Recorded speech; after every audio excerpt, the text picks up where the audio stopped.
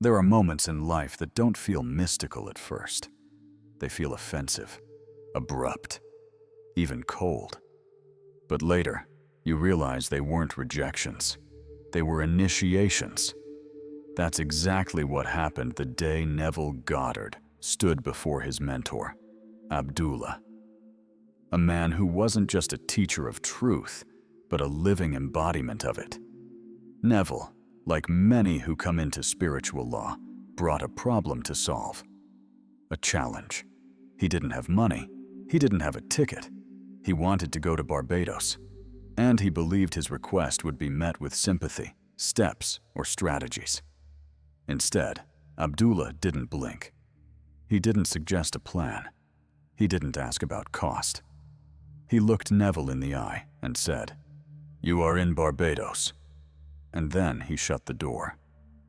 That was it. No comfort, no explanation. Just an unshakable declaration and silence. But that silence was louder than any teaching. It was a collision with law. Neville had just been given the greatest truth of all. Reality does not form based on effort, but on inner assumption. The door that closed wasn't just physical. It was symbolic. It marked the end of the old paradigm, the belief that something needed to change out there before something could shift in here. Abdullah reversed the equation completely. You are already where you desire to be. Your work is to assume it, live it, feel it, until the world has no choice but to catch up. That moment broke something in Neville, not in a destructive way, but in the way a seed must split before it can grow. He could no longer pretend that the mind was separate from matter. He could no longer cling to logic or probability. He had to accept the mechanics of a higher law. The subconscious mind, once saturated with conviction, organizes reality with mathematical precision. Joseph Murphy, a contemporary and fellow student of the same mysteries, would later echo this truth. The subconscious mind is the builder of your body and your world. It accepts what you feel is true. And Neville had just been forced to feel Barbados is true, not because he saw it, but because his teacher refused to negotiate anything less. This was the crack in the illusion, the dismantling of causality, the moment when Neville stopped asking the world to give him something and instead began to command it, not with force, but with the quiet authority of belief. A new world had begun, and all it took was one sentence and a door that didn't open again. Long before Neville Goddard became one of the most recognized voices in metaphysical thought, he sat in the presence of a man few people knew, a mystic from Ethiopia named Abdullah. He wasn't famous. He didn't publish books. He didn't seek crowds. Yet, he possessed a command of reality so complete, so natural, that even the laws of matter seemed to bend around him. This was not a man who believed in the law.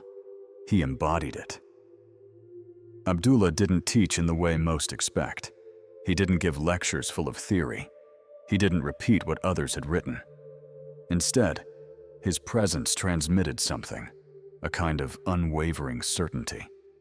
He lived in absolute alignment with what Joseph Murphy would later define as the subconscious creative force, a power that manifests not through effort, but through assumption, feeling, and inner command. To sit with Abdullah was to be dismantled. He refused to engage with doubt. He didn't entertain questions about how. He offered no step-by-step guides. To him, every question rooted in disbelief was noise. And he silenced that noise with conviction. He treated your desire as if it were already fulfilled, because in his eyes, if you've imagined it clearly and felt it deeply, then it already exists. Joseph Murphy, though he studied under different guidance, carried this same understanding.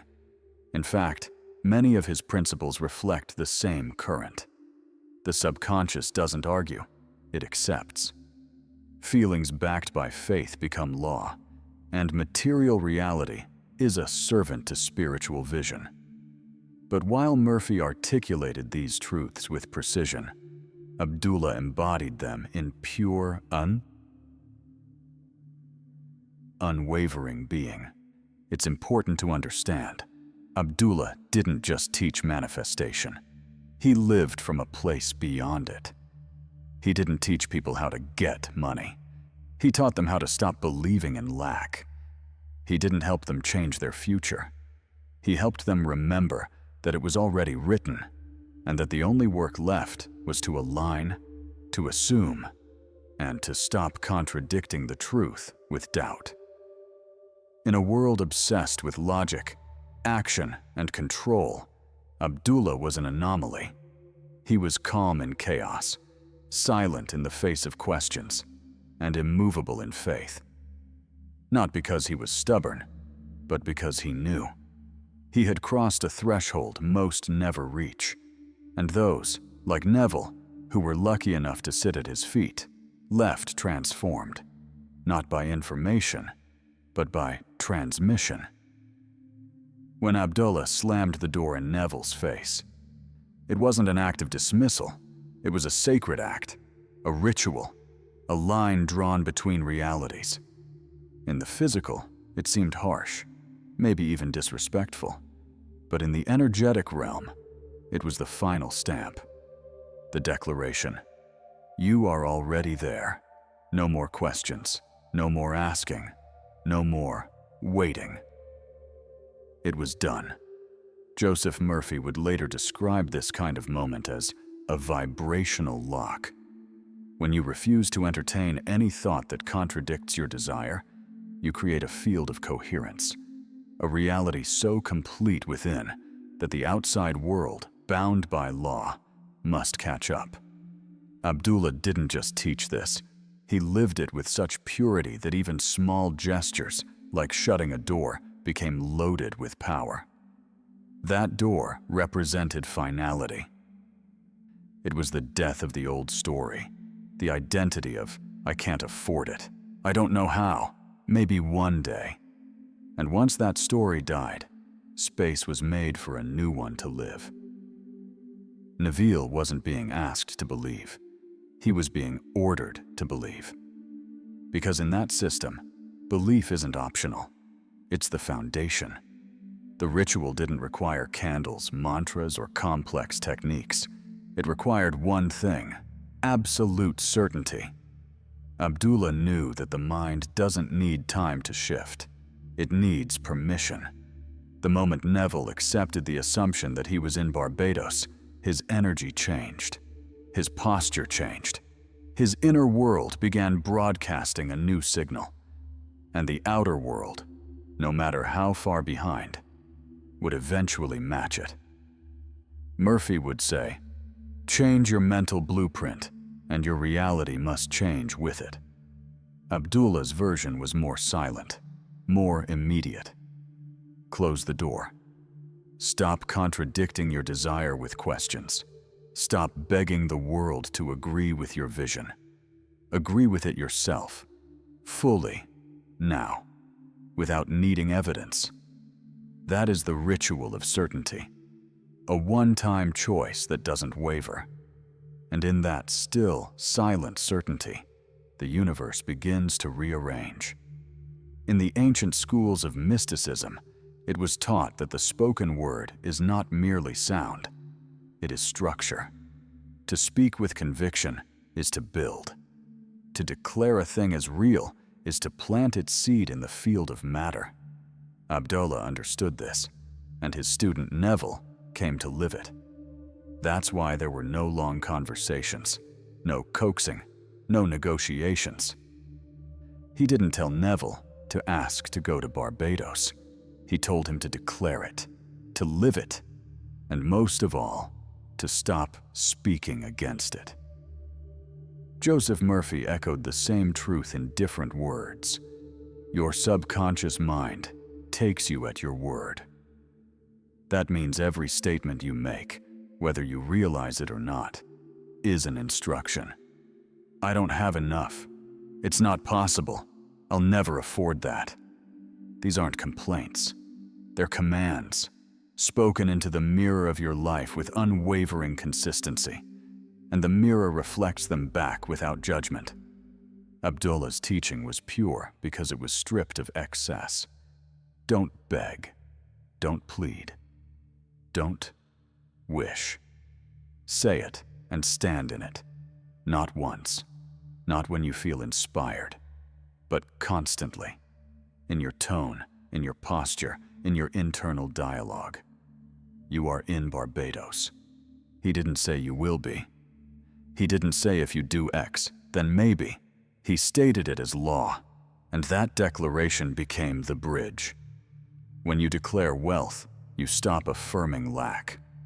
When you say, I am now receiving, you stop reinforcing, I am still waiting. The shift isn't only semantic, it's vibrational. Your subconscious doesn't just listen to language, it listens to feeling.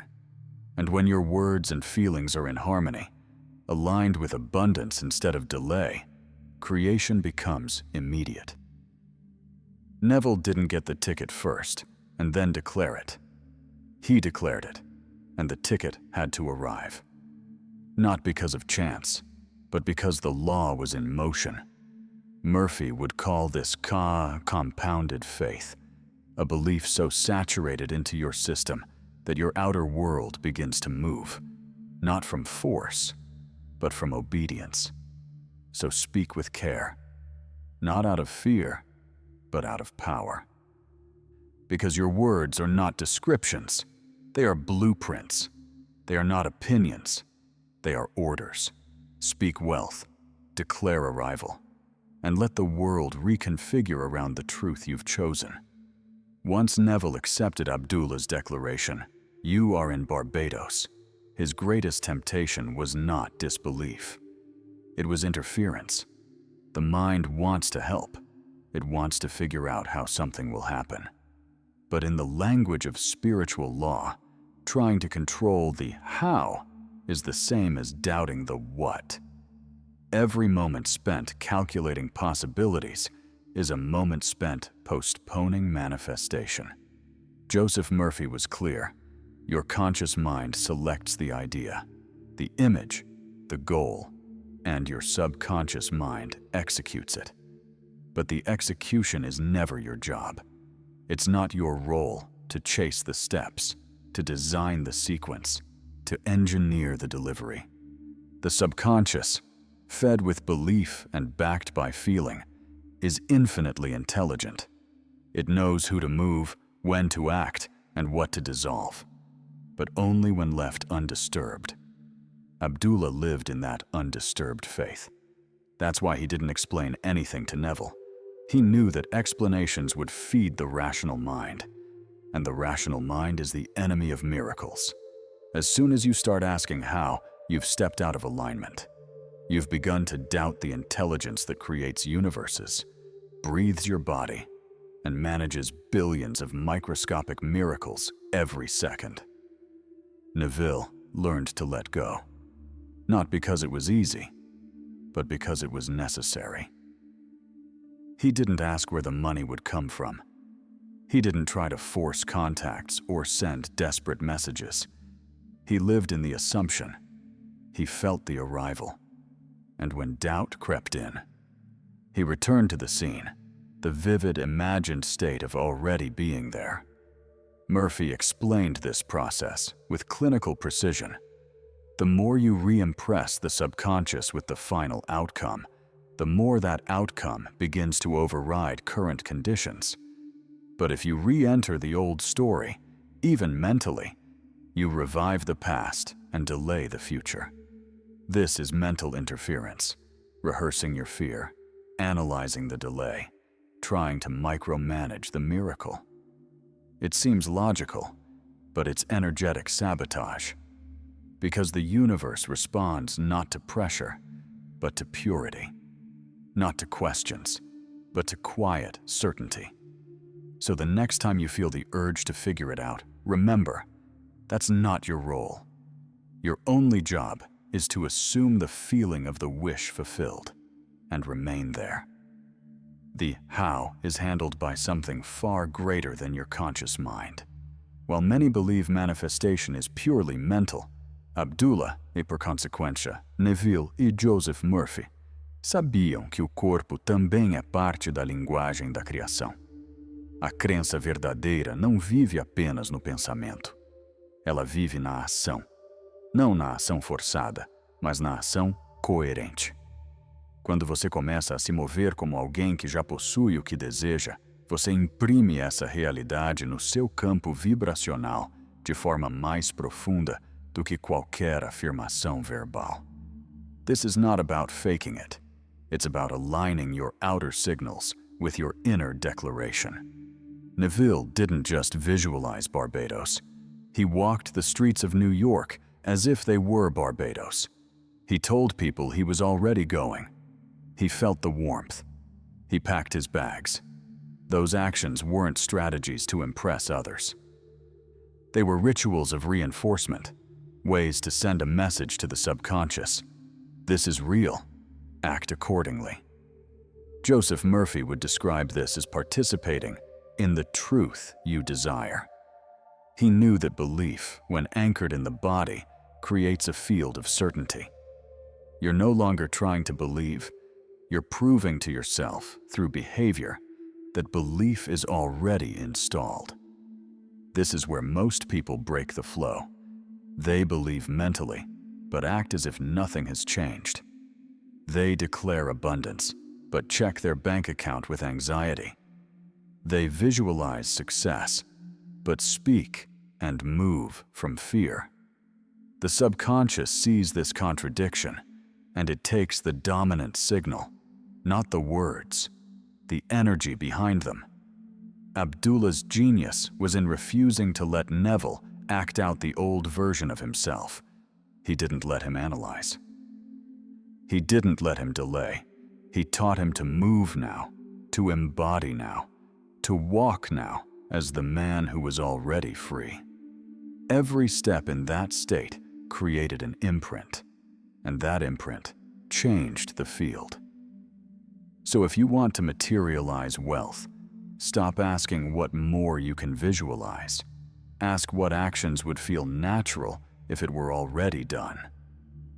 Then do them, not to force results, but to reinforce identity. When your body, mind, and emotions all send the same signal, reality bends quickly, because confusion ends and alignment begins.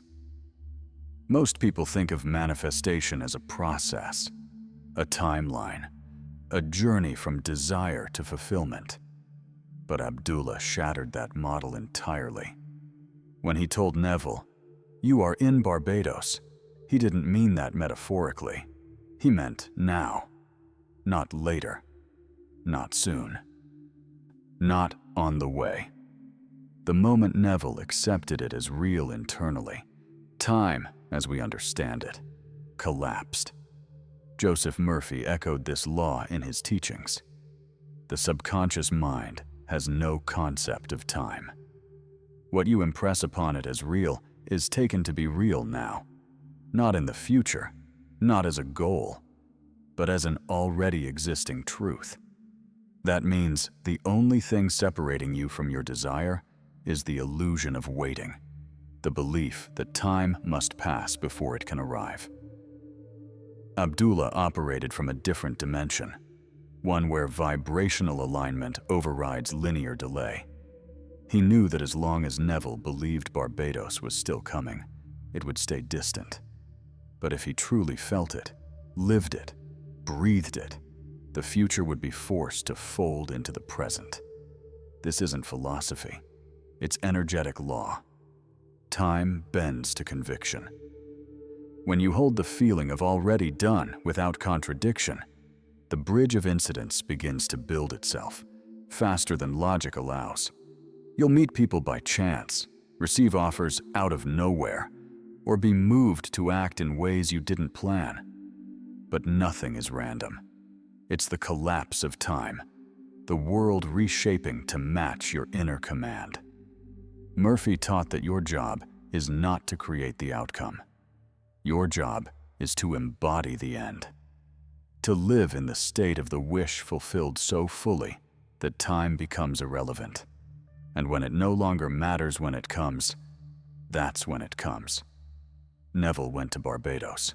Of course he did, because once he accepted that it was already done, there was nothing else for the world to do but agree.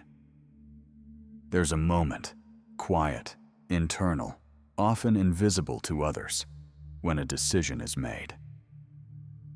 Not a decision to act or to try harder or to wait, but a decision to no longer entertain the opposite reality. That was the secret behind Abdullah's power. Once the assumption was made, he closed the door.